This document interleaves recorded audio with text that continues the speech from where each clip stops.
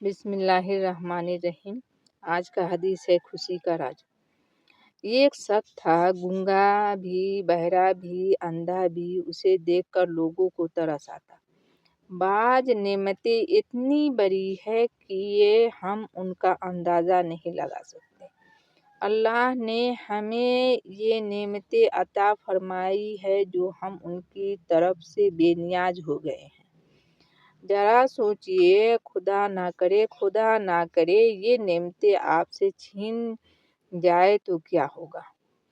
اللہ اکبر۔ حضرت عبداللہ بن مسعود رضی اللہ عنہ کی ٹانگیں پتلی پتلی تھی، جیسے سوکھی بیماری سی ہو جاتی ہے۔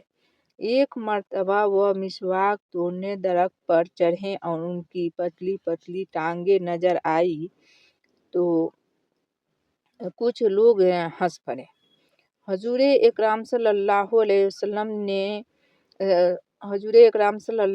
وسلم ان پر ناراض ہوئے۔ ارشاد فرمایا، خبردار، کسی کے جسمانی عیب کا مذاق نہ اڑاؤ۔ حکم ہے، جب بھی تم کسی میں ایسا عیب دیکھو تو عبرت حاصل کرو اور اللہ تعالیٰ کی جناب میں شکریہ ادا کرو کہ اس ذات واجب نے تم سے وہ نعمتیں نہیں چھین لی۔ وہ شخص جو گونگا اور بہرا تھا، جسے دیکھ کر لوگوں کو ترس آتا، ایک دن اس کے پاس سے حضرت وہب بن منتبہ گزرے۔ لوگوں نے انہیں روکا، پوچھا، آپ اس شخص کو دیکھتے ہیں؟ جواب دیا کہ ہاں۔ ان لوگوں نے پوچھا، آپ کیا سمجھتے ہیں، اللہ تعالیٰ نے اس معذور پر کوئی کرم کیا ہے؟ حضرت وہب بن منتبہ نے فرمایا، ہاں۔ ان لوگوں نے کہا، آنکھ نہیں، کان نہیں، زبان نہیں، زندگی کی اتنی بڑی ضرورتیں چھن گئی تو اس پر بھلا اللہ کا کیا انعام ہوا؟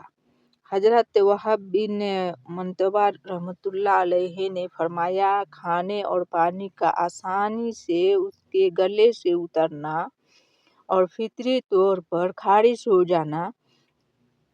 ہو جانا اللہ تعالیٰ کا بہت بڑا انعام ہے، بلکہ ان ظاہری نعمتوں سے بہتر ہے جو گم ہو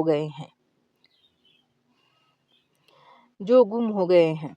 جب کسی پر مصیبت پڑی یا اسے کسی محرومی کا سامنا کرنا پڑے تو حکم ہے، ان کی طرف دیکھو جو اور بھی بدتر حالت میں پھنسے ہوئے ہوں۔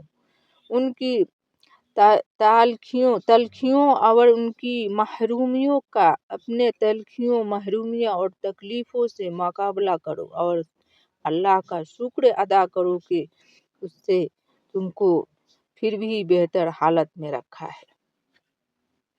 اللہ اکبر۔ امام شافعی رحمۃ اللہ علیہ فرماتے ہیں کہ اگر لوگ چھوٹی مصیبت کا مقابلہ اس سے بڑی مصیبت سے کریں تو بعض مصائب کو بھی عافیت سمجھیں۔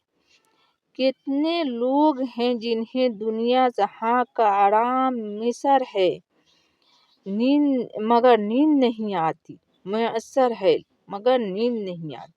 طرح طرح کے میوے ان کے لیے ہوتے ہیں مگر کھا نہیں سکتے، یا تو بھوک ہی نہیں لگتی یا کم خوراکی کے لیے مجبور ہوتے ہیں۔ شکر سے پرہیز، مکھن بالائی سے پرہیز، مرغ اور مچھلی سے پرہیز، چاول سے پرہیز، ابلی ہوئی ترکاری کھاتے ہیں یا پھیکا سینڈا کھانا، حالانکہ تجوریاں روپے پیسے سے بھری ہوئی ہے۔ ذرا سوچئے، اللہ تعالیٰ کی کن کن نعمتوں سے یہ لوگ محروم ہو گئے ہیں۔ اللہ اکبر۔ سورہ کوثر میں ارشاد ربانی ہے، ثم لتسألن یومئذ عن النعیم۔ پھر تم سے قیامت کے دن اللہ تعالیٰ اپنے نعمتوں کے بارے میں سوال کرے گا۔ حضرت مجاہد کہتے ہیں کہ نیند اللہ کی نعمت ہے، صحت اللہ کی نعمت ہے۔ کوئی غریب ہے تو اللہ کا شکر ادا کرے کہ اس کی صحت تو اچھی ہے۔ اللہ اکبر۔ اس امیر کو دیکھو جو نہ کھا سکتا ہے نہ سو سکتا ہے۔ حضرت عبداللہ بن عمر رضی اللہ عنہ کے سامنے جب بھی کھانا رکھا جاتا تو فرماتے اللہ کا شکر ہے جس نے مجھے بھوک دی۔